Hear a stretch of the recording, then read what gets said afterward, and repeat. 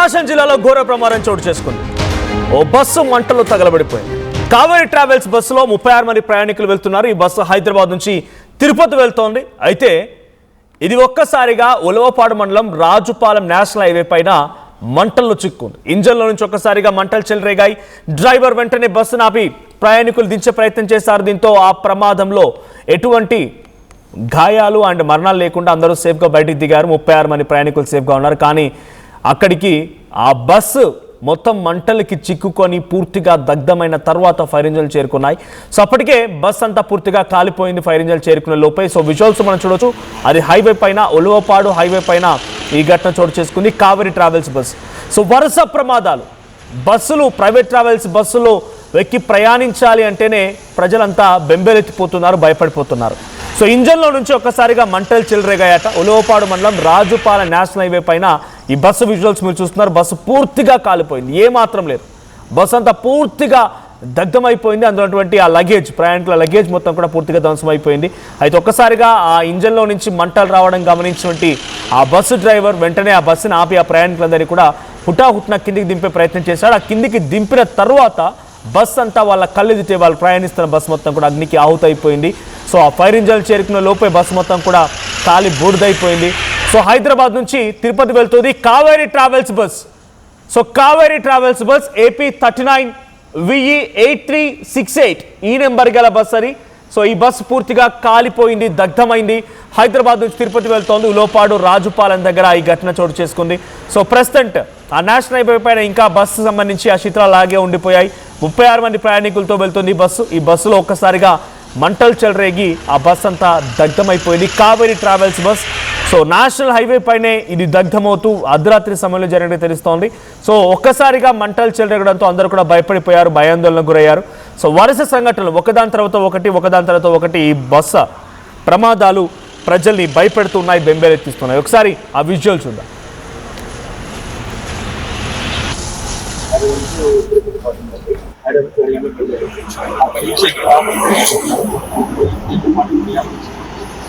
Running లో వస్తా ఉంటే లాంగ్ రైట్ సైడ్ టైర్ లో నుంచి చిన్నగా పొగలు రావడం స్టార్ట్ అయిపోయింది. బండి కొత్త కట్టేస్తారు.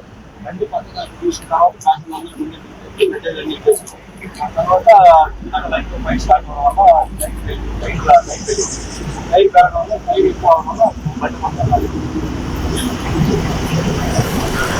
రైట్. నైట్ టైంలో జరిగిన ఇన్సిడెంట్ ఇది. ఒకసారి అక్కడికి పోలీసులు కూడా చేరుకున్నారు. ఆ ప్రయాణికులందరినీ కూడా బయటికి దించిన తర్వాత వారితో మాట్లాడుతూ ఉన్నారు. ఆ విజువల్స్ మనం చూస్తున్నాం. భయంకరమైనటువంటి సంఘటన ఇది.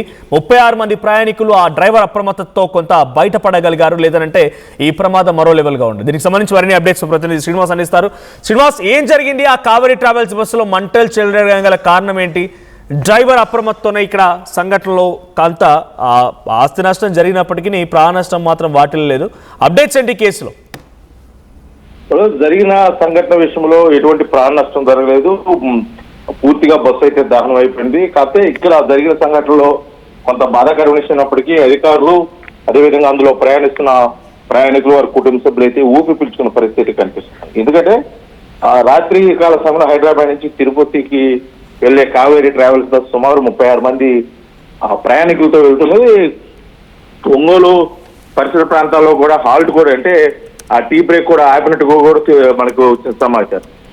ఆ సమయంలోనే బస్సులో కొంత సాంకేతిక సమస్య వచ్చింది. అది కావలి లేకపోతే నెల్లూరు వెళ్ళిన తర్వాత సమస్యను పరిష్కరించుకొని అక్కడి నుంచి వేరే బస్సు చూద్దామా లేకపోతే అన్న కోణంలో కూడా వాళ్ళు మాట్లాడుకున్నట్టు తెలుస్తుంది. కాకపోతే ఇందులోకి, అంటే కావలి నెల్లూరు వెళ్లే లోపలే ఈ బస్సులో ముందు భాగంలో మంటలు రావటం, ఆ మంటల్ని అంటే ఎదురుగా వెళ్తున్న వాహనదారులు చెప్పిన క్రమంలో కూడా డ్రైవర్ అప్రమత్తమై ఆ బస్సుని ఆపేశారు. ఆపేసి అందులో ఉన్న ప్రయాణికుల్ని అలర్ట్ చేసి, అంటే అందరూ అంటే ఎర్లీ అవర్స్ లో కావడం వల్ల నిద్రావస్థలో ఉన్న వాళ్ళందరూ లేపి, అంటే ఎవరికి ఎటువంటి ఇబ్బంది జరగకుండా, అంటే ప్రాణ నష్టం తప్పించే క్రమంలో వారిని అప్రమత్తం చేసి ఎమర్జెన్సీ డోరు, అదేవిధంగా మెయిన్ డోర్ ద్వారా కూడా ప్రయాణికులందరూ బయటకు వచ్చిన తర్వాత కూడా ఆ మంటలు, అంటే ఆ ప్రయాణికులు దిగుతున్న సమయంలో మంటలు వ్యాపించి పూర్తిగా కూడా బస్సు అంతా పూర్తిగా దహనమైంది. ఈ సంఘటనకు తెలిసి హైవే పెట్రోలింగ్ వాళ్ళు తెలియజేయగా వాళ్ళు ఫైర్ స్టేషన్ కి ఫైర్ సిబ్బంది వచ్చి బస్సుని మంటలు అదుపు చేసే లోపే పూర్తిగా కూడా బస్సు దహనమైంది చెప్పుకోవచ్చు. అయితే జరిగిన సంఘటన, అంటే ఇది సాంకేతికమైన సమస్య వల్ల ఈ మంటలు చెలరేగాయా లేకపోతే ఏదైనా నిషేధిత వస్తువులు ప్రయాణం అంటే ఆ వెహికల్లో తీసుకెళ్తుంటే అదేమైనా మిస్ఫైర్ అయిపోయి అది ప్రమాదం సంభవించిందా అనే కోణంలో అయితే ఆ స్థానికంగా ఉన్నటువంటి ఉలవపాడు కందుకూరు సంబంధించిన పోలీసులు ఆ విచారణ అయితే స్టార్ట్ చేశారు చెప్పుకోవచ్చు. కాకపోతే అంటే తెలుస్తున్న సమాచారం ప్రకారం ఆ బస్సుకి కొంత ఇబ్బందికరమైన వాతావరణం ఇది ముందే గుర్తించడం, అంటే అది మైనర్ అని చెప్పేసి వాళ్ళు భావించారు కానీ అది మేజర్ అయితేనే. శ్రీనివాస్, కంటిన్యూస్ గా నాన్ స్టాప్ ట్రావెలింగ్ మూలంగానే ఇంజన్ లో మంటలు వచ్చాయా?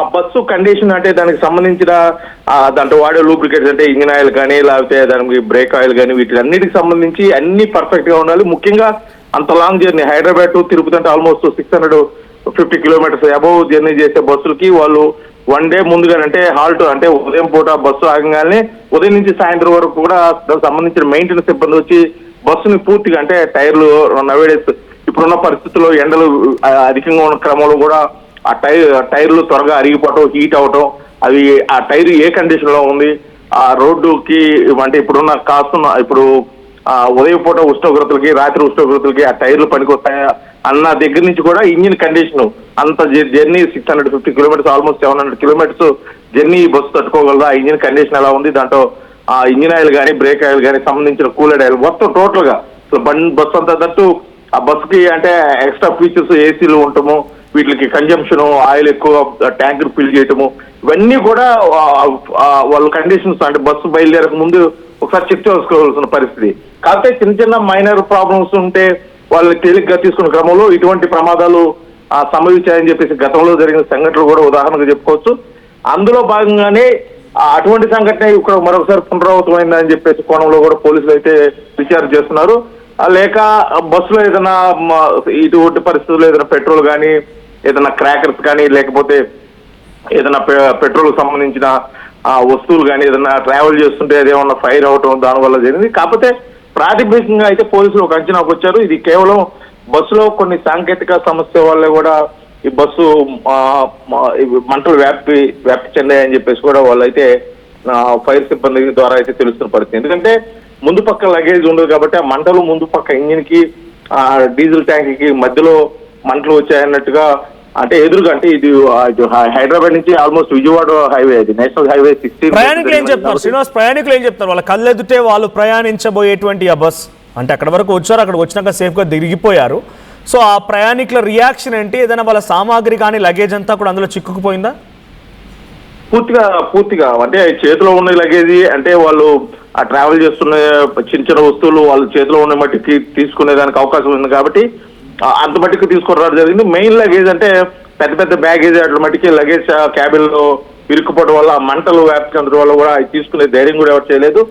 కాకపోతే దాంట్లో ఇంకా పూర్తిగా విషయాలు తెలియాల్సి ఉంది. అంటే దాంట్లో ఏదైనా విలువైన వస్తువులు కానీ బంగారం కానీ లేకపోతే అలాగనే ఏదైనా డబ్బులు ఉండటం కానీ లేకపోతే ఏదైనా విద్యార్థులకు సంబంధించిన సర్టిఫికేట్లు ఉండటం కానీ ఇటువంటివి ఏమన్నా ఉన్నాయా అనేది మటుకు పూర్తిగా కొంత విచారణ తెలుస్తుంది. కాకపోతే ప్రయాణికులు అయితే కొంత బాధపడుతున్నప్పటికీ కూడా కొంత ఊపిరి పీల్చుకున్న పరిస్థితి అయితే ప్రయాణికుల్లో కొంత పెద్ద ప్రమాదం నుంచి తప్పించుకున్నాము, ఈ రోజు ఉదయకాల సమయం మనం చూడగలిగామన్న ఒక ఆనందం అయితే ప్రయాణికులు కనిపిస్తున్నట్టుగా అక్కడ ఉన్న పరిస్థితిని బట్టి తెలుస్తుంది మనది. ఎందుకంటే ఆ ప్రమాదం నుంచి త్వరితగతిన ఆ డ్రైవర్ అప్రమత్తం అవటము, ఎదురుగా వెళ్తున్న వాహనాలు చెప్పడం, డ్రైవర్ అప్రమత్తం అవటం, వాళ్ళ ప్రయాణికులను నిద్రలేపటం, ఆ నిద్ర మత్తులోనే వాళ్ళు బస్సు దిగిన తర్వాత అసలు ఏం జరుగుతుందనే టైంలోనే ఆ బస్సు పూర్తిగా అగ్నికి ఆహుతవుతున్న క్రమంలో ఒక్క క్షణం లేట్ అయినా కూడా మన పరిస్థితి ఏ విధంగా ఉండబోతుంది అనేది కూడా వాళ్ళు ఆలోచించుకున్న క్రమంలో కూడా ప్రత్యామ్నాయ ఏర్పాట్లు చేయడం వల్ల కూడా గమ్యస్థానానికి వెళ్ళినట్టుగా కూడా తెలుస్తుంది. ఎందుకంటే కావేరీ ట్రావెల్స్ సంబంధించి ఒంగోలులోని కొద్దిగా హెడ్ ఆఫీస్ గా ఉంటుంది.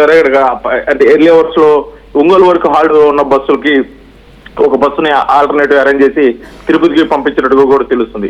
కాకపోతే ఇక్కడ పోలీసులు అంటే ప్రమాదం ఏదైతే సంబంధించింది AP 39 AE 8338 అనే బస్సుకి సంబంధించి అసలు ఏంటి ఎందుకు జరిగింది అన్న కోణంలో కూడా చేస్తున్నారు. ఎందుకంటే సాధారణంగా ఇటువంటి ట్రావెల్స్ అంటే కావేరీ అదేవిధంగా మార్నింగ్ స్టార్ ఇలాంటి పెద్ద బ్రాండ్స్ ఉన్న బస్సు వెహికల్స్ కి ఏంటంటే ప్రయాణికుల సౌకర్యార్థం కొద్ది కండిషన్ లో ఉంటాం, బస్సులు కూడా కొద్దిగా నీట్ గా చూపించుకోవడానికి కొత్త బస్సులుగా ఉంటాం, ఇటువంటి ఇబ్బందులు జరగకుండా ఉండేదాని కోసం వాళ్ళు ప్రయారిటీ ఇస్తూ ఉంటారు. కాకపోతే ముఖ్యంగా ఇటీవల కాలం జరుగుతున్న ప్రమాదాలు ఎన్ని తీసుకుంటే కొద్దిగా బ్రాండెడ్ అయితే ఈ కావేరీ ట్రావెల్స్ అదేవిధంగా వేముకి కావేరీ ట్రావెల్స్ వీటిలోనే ప్రమాదాలు జరగటం వాటిలోనే అధికంగా ప్రాణాలు కోల్పోవడం జరిగిన క్రమంలో కూడా అసలు ఏం జరుగుతుందనే బట్టి అధికారులు కొద్దిగా లోతైన విచారణ చేయాల్సింది. ముఖ్యంగా ట్రాన్స్పోర్ట్ సిబ్బంది ఇది ప్రతిరోజు కూడా ఈ బస్సులు బయలుదేరే ముందు ప్రత్యేకించి ఆ డ్రైవర్ కండిషన్ దగ్గర నుంచి బస్సు ఫిట్నెస్ వరకు ప్రతిరోజు కూడా చెక్ చేసి ఆ గమ్యస్థానాలకు పంపిస్తే ఇటువంటి ప్రమాదాల నుంచి తప్పించుకునే అవకాశం ఉంటుందని చెప్పేసి కూడా కొంత భావించాల్సిన పరిస్థితి. ఎందుకంటే ఆ బస్సు కండిషన్స్ స్థానికంగా ఉన్నటువంటి ట్రావెల్స్ కు సంబంధించిన సిబ్బంది చెక్ చేస్తారు, ఆ మెకానిక్ కానీ ఆ మెయింటెనెన్స్ చూసేస్తారు కానీ ఆ బస్సు పరిస్థితి ఎలా ఉంటుంది ఏంటి అనేది. కాకపోతే వాళ్ళు ఏంటంటే చిన్న చిన్న సమస్యల్ని వాళ్ళు పెద్ద సీరియస్ గా తీసుకున్న పరిస్థితుల్లో ఇటువంటి ప్రమాదాలు సంభవిస్తే జరిగే ప్రమాదం కూడా ఊహకందదు. కాబట్టి అధికారులు కానీ ఇటు ట్రావెల్ సిబ్బంది కానీ ప్రత్యేకమైన దృష్టి సారించాలని చెప్పేసి ఆ ప్రయాణికులు కోరుకుంటున్నారు. ఏదేమైనప్పటికీ జరిగిన ఈ ప్రమాదంలో ఎటువంటి ఏం నష్టం జరగలేదు, అంత మట్టికి సంతోషం అని చెప్పేసి కూడా ఇటు అధికారులు కానీ అటు ప్రయాణికులు కానీ ఊపి పీల్చుకున్న పరిస్థితి. కాకపోతే జరిగిన ప్రమాదం మీద ఇంకంత లోతైన విచారణ అసలు ఎందుకు ఈ ప్రమాదం జరిగింది, ఈ బస్సులో ఉన్న సాంకేతిక సమస్య లేకపోతే మరేదైనా కారణాలు ఉన్నాయా అనేది కూడా కొంత విచారణ నివేదిక బయటకు వస్తే కానీ పూర్తిగా తెలియని పరిస్థితి కనిపిస్తుంది. Right, thank you Srinivas. మొత్తంగా కావేరీ ట్రావెల్స్ బస్సు ప్రకాశం జిల్లాలో ఈ ప్రమాదం జరిగింది.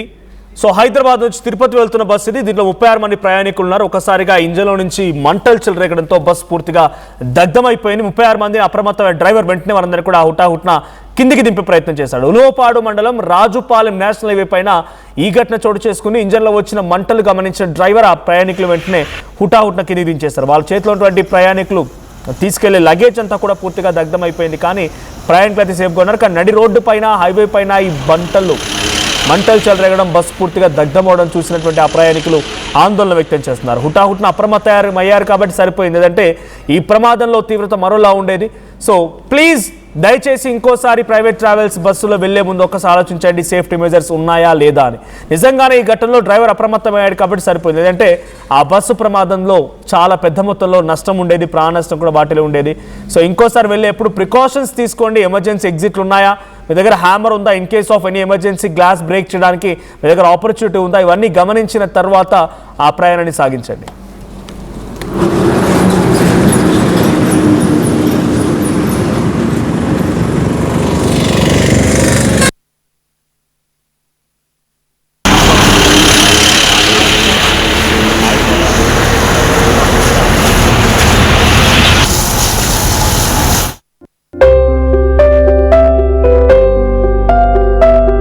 చిన్న చిన్న ఆనందాలు 35 ఏళ్లుగా నా జీవితంలో లేవు.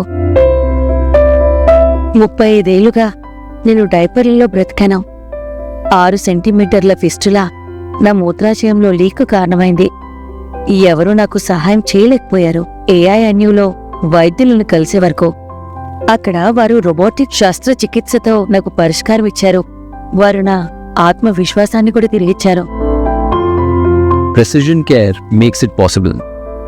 The Center for Robotic Surgery at AINU